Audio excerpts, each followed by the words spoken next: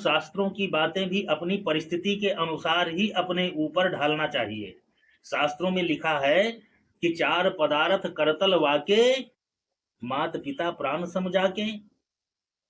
जिसके माँ बाप प्राण समान प्रिय हैं जिसको, उसके तो हाथों में चारों पदार्थ होते हैं, अर्थ धर्म काम मोक्ष। लेकिन क्या माँ बाप के लायक हैं?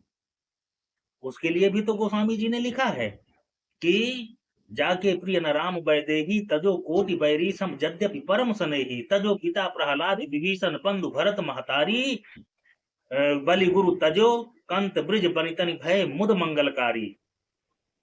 प्रहलाद ने पिता को छोड़ दिया, विभीषण ने भाई को छोड़ दिया, भरत ने माँ को छोड़ दिया, राजा बलि ने गुरु को त्याग दिया, ब्रज की गोपिकाओं ने अपने कंतों को छोड़ दिया, और ये इनको छोड़ने से ही उनका मंगल हो गया।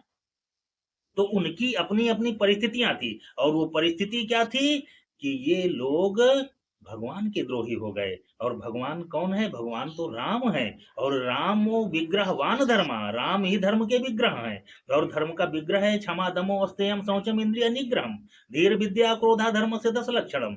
ये तो धर्म के विग्रह हैं, और इनके बिना मानवता की कल्पना ही नहीं की जा सकती है। जो व्यक्ति इन गुणों को धारण नहीं कर सकता वो मानव हो ही नहीं सकता। वो न पिता बन सकता है अच्छा, न पुत्र अच्छा बन सकता है, न मित्र अच्छा बन सकता है। वो क्या बन सकता है? वो तो निशाचरी असुरी प्रवृत्ति का हो गया। तो इनसे अलग हो जाना ही अच्छा है, इन्हें त्याग देना चाहिए। अब पुत्र तो हर व्यक्ति चाहता है कि हमारा पुत्र श्रेष्ठ हो जाए, गुणवान हो जाए, चरित्रवान हो जाए, संपन्न हो जाए।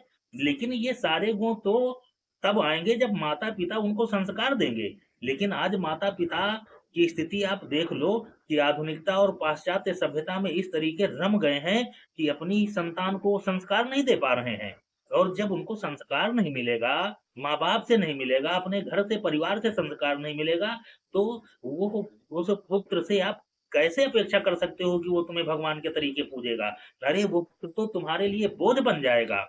और संसार का हर माँ बाप ये चाहता है कि जो संस्कारवान माँ बाप है उसकी खुशी तो अपने पुत्र की खुशी पे ही है।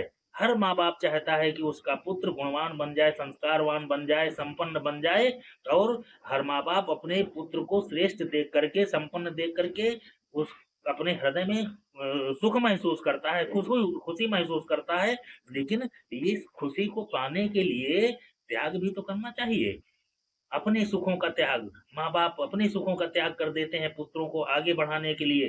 तब जा करके वो पुत्र जब वो इस समाज में स्थापित होता है, संपन्न होता है, तो अपने माँ बाप को भगवान मानता है। लेकिन माँ बाप ही आज अपनी संतानों के पैर काट रहे हैं, उन्हें ऐसे ऐसे संस्कार देते हैं कि उनका जीवन बर्बाद हो जाता है। माँ बाप के ऐसे ऐसे चरित्र सामने आ रहे हैं कि चार चार बच्चों की माँ भागी जा रही है, बहू के साथ ससुर भागा जा रहा है, माँ अपने अलगे गुल खिला रही है, पिता बाहर पड़ा है, यहाँ माँ के चरित्र दूसरे कुछ चल रहा है।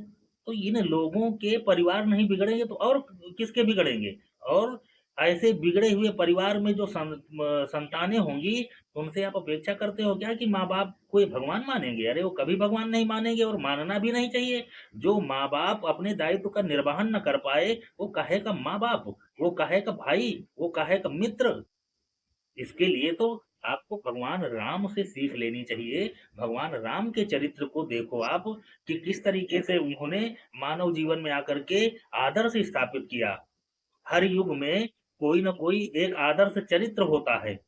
आज दुर्भाग्य है कि वर्तमान समय में आदर्श चरित्र नहीं दिखाई दे रहा कि समाज में अनुसरण किसका किया जाए, ये समाज किसका अनुसरण करे। तो वो आएगा, वो भी चरित्र आएगा। लेकिन आज माँ बाप तो कम से कम अपने पुत्रों के लिए आदर्श बन जाएं।